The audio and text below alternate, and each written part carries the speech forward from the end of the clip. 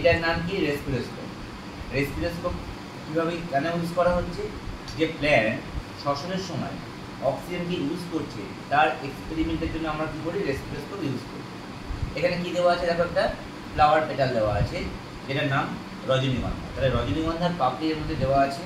আর দেখো এখানে সাদা অংশটা নেওয়া হয়েছে, গ্রিন অংশটাকে কেটে বাদ দেওয়া হয়েছে। তাহলে গ্রিন অংশটা কেন বাদ দেওয়া হয়েছে? তার কারণ গ্রিন অংশ যেহেতু ক্লোরোফিল রয়েছে, তাহলে এটা সালোক সংশ্লেষ করবে। তাই এরা যে পরিমাণ অক্সিজেন গ্রহণ করার পর যে পরিমাণ কার্বন ডাই অক্সাইড ত্যাগ করবে সেটা এরা ফটোসিনথেসিসে কাজে লাগিয়ে নেবে, তাই না?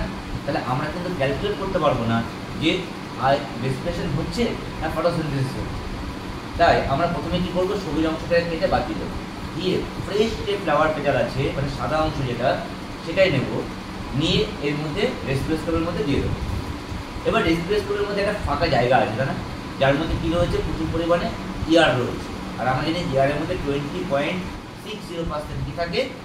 অক্সিজেন থাকে। তাহলে এই অক্সিজেনটাকে ইউটিলাইজ করবে কে? আমাদের ফ্লাওয়ার পেটাল। তাহলে ফ্লাওয়ার পেটাল যখন অক্সিজেনটাকে ইউজ আপ করতে থাকবে, একটা সময় পর কী হবে? ভিতরে অক্সিজেনটা শেষ হতে থাকবে।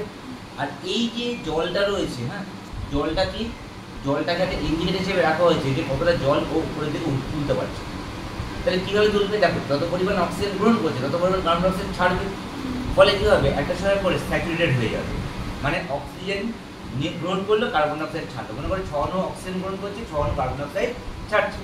তার মানে ইকুয়াল অণু এরা গ্রহণ করছে, ইকুয়াল অণু ওরা ছাড়ছে। সেক্ষেত্রে কী হবে? আমাদের একটা সমস্যা তৈরি হবে যে আমরা ক্যালকুলেট করতে পারবো। তাই আমরা কী করবো? আমরা KOH ইউজ করবো। ইউজ করবো KOH।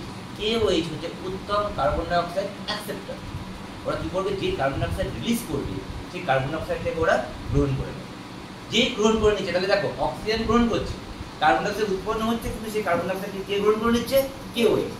তার ফলে কি একটা ভ্যাকুয়াম তৈরি হবে, ফাঁকা জায়গা তৈরি হবে। এই ফাঁকা জায়গাটাকে দখল করার জন্য নিচ থেকে জল উঠবে করছে। তাহলে নিচ থেকে কতটা জল উঠছে সেই অ্যামাউন্ট, তত ml হচ্ছে গিয়ে অক্সিজেন এরা এই ফ্রেশ ফ্লাওয়ার পেটাল অক্সিজেনটাকে ইউজ করবে। বোঝা গেল?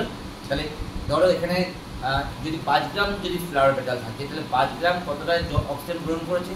তাহলে 1 গ্রাম 1 মিনিটে কতটা অক্সিজেন করছে, ত্যাগ করছে, বা গ্রহণ করছে, সেটা আমরা ইজিলি ক্যালকুলেট করতে পারবো। অ্যান্ড এই প্রসেসটাকে বলা হচ্ছে কি? রেসপিরেশন। তাহলে এইখানে যে যন্ত্রটাকে ইউজ করছে তাকে কি বলা হচ্ছে? রেসপিরেশন। ক্লিয়ার? এই পুরো সেটআপ তোমাদের সামনে রয়েছে। এবার তোমরা কাজ শুরু করতে পারো। তাহলে কি করবে? এবার আমরা প্রথমে KOH দেবো, দিয়ে ওটাকে সিল করে দেবো। ওই চাবিটা আছে না, এইটা দিয়ে আমরা KOH প্রথমে দেবো, দিয়ে এটাকে দিয়ে আমরা আটকে দেবো। ঠিক আছে? ভালো করে টাইট, এয়ার টাইট করবো যেন বাইরে থেকে বাতাস না ঢুকতে পারে।